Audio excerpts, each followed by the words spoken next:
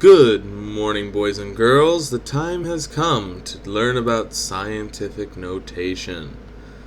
We're in our second to last unit here and almost done with this chapter. So let's get started. So, scientific notation is used to express very large numbers and very small numbers.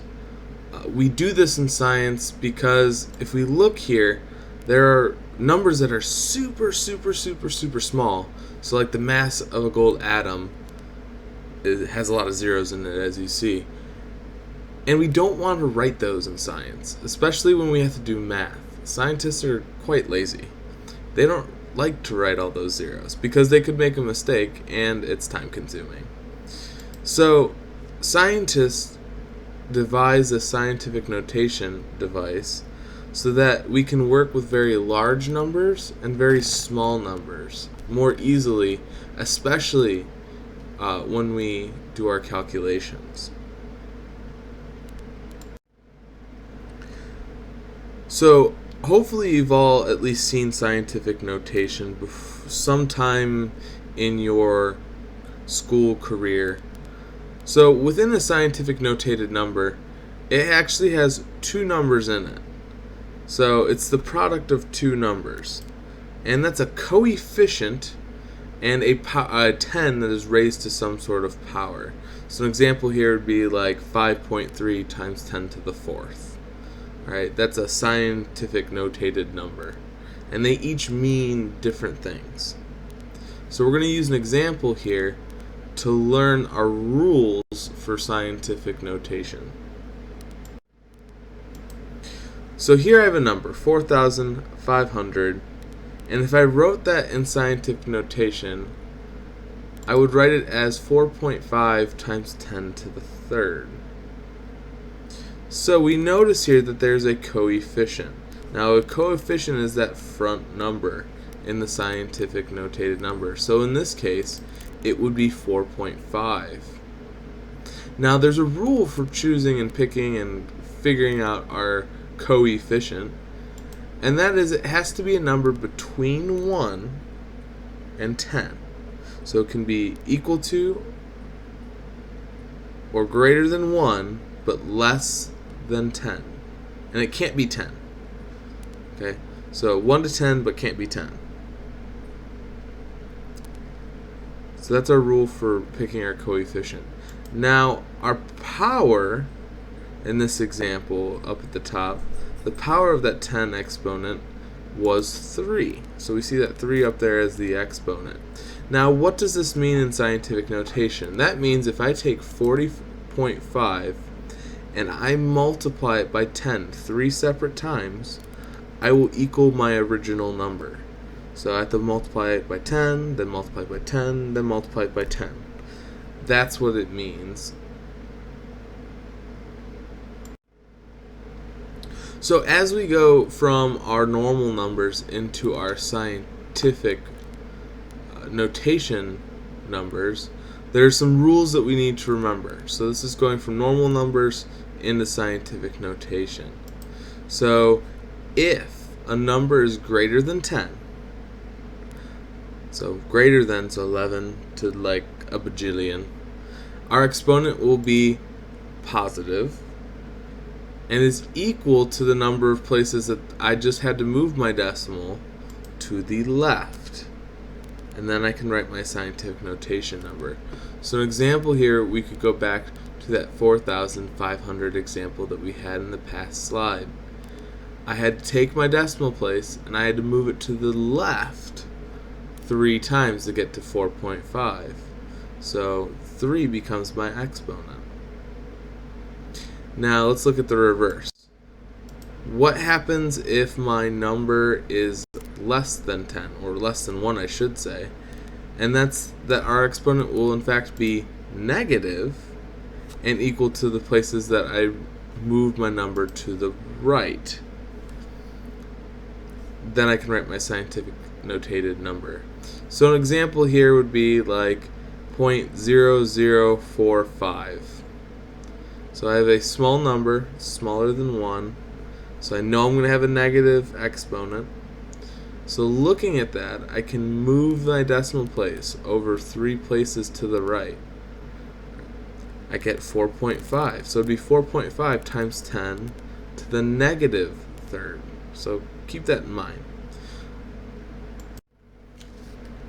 So what happens when I have, let's say, an exponent of 0? Well, how can I have an exponent of 0? Well, remember back to where we discussed what that exponent meant? How many times I multiply that coefficient by 10? So if I have a number like 3, it would have an exponent of 0 because I don't have to multiply it by 10. Alright, so this is a special case. This is for when any number is equal to or greater than 1 but less than 10. It kind of looks very familiar because it's our rule for picking our coefficient. So if we have a number that's already a coefficient number, then we have to say times 10 to the 0th. I hope that makes sense. So let's bring all of this together, all of these steps together, so that we can be able to write a number into scientific notation. So my first step is to move the decimal place to the right of the first non-zero number, or in other words, make a coefficient that is equal to or greater than 1 or less than 10. Second step, count how many places you moved that decimal. 3, was it 4? I don't know. However many. Then you have to look at, did you move it right or did you move it left? Depending upon that, if you moved it right, that makes that number negative and therefore your exponent negative. And if you move your decimal to the left, that makes your exponent positive. So let's give this a try. So here I have some examples. Jot them down somewhere. See if you can put these numbers into scientific notation. So pause the video so that you have a chance to do it, and then unpause it and I will reveal the answers. Alright, so here are the answers. Check yourself. Did you make any mistakes? Alright, let's continue on. Let's try some more. Here, I want you to change our scientific notated numbers into whole numbers. So again, pause the video, try to figure these out, calculate them, write them down, and check yourself here in a second. Alright, hopefully you got all your answers, because here they are.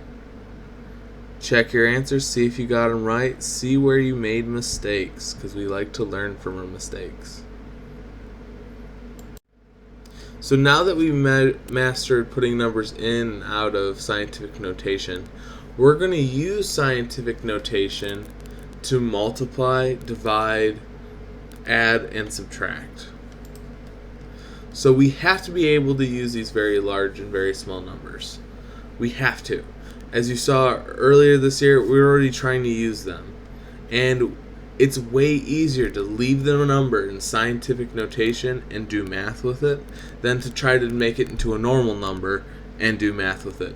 Because as we saw at the beginning of this slide, these numbers can have lots and lots of zeros. And it's very easy to forget to type a 0 in your calculator or forget to write a 0 down in the number that you're trying to write down. So we just like to keep it in scientific notation.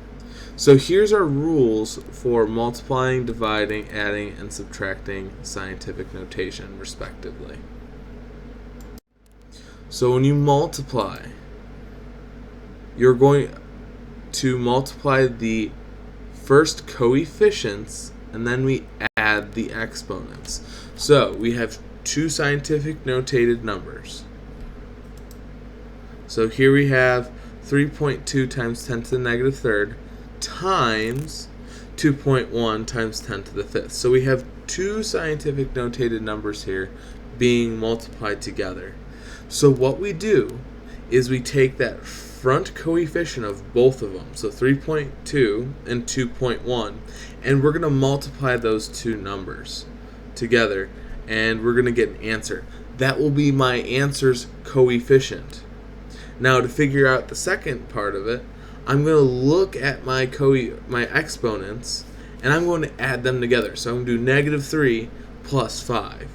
That's my new exponent for my answer. So in this case, we multiply 3.2 times 2.1, and then we add our exponents, -3 plus 5. When we do this, we should hopefully get an answer of 6.7 times 10 to the second. So hopefully you get that, because division is very similar. In division, we do it the way we did multiplication, but a little bit different. So in this case, we divide the numerator by the denominator and subtract our exponents in the denominator from the exponents in the numerator. So what does that mean? Let's say I have a problem here. 6.4 times 10 to the 6th divided by 1.7 times 10 to the second. I'm going to take 6.4, that first coefficient, and I'm going to divide it by my second coefficient, 1.7. Then I'm going to take my exponents and I'm going to subtract them. So in this case it would be 6 minus 2. So if we type it in our calculator, 6.14 divided by 1.7, we get an answer. That's my new coefficient for my answer. And I'm going to put times 10, and now I've got to figure out my exponent. So I'm going to look at my exponents that are given. I'm going to subtract them. 6 minus 2, that's 4.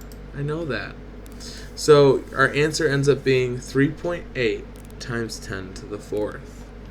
So that's how you divide scientific notation. Now let's look at addition and subtraction. It's a little bit trickier than multiplication and division. I think multiplication and division is pretty easy.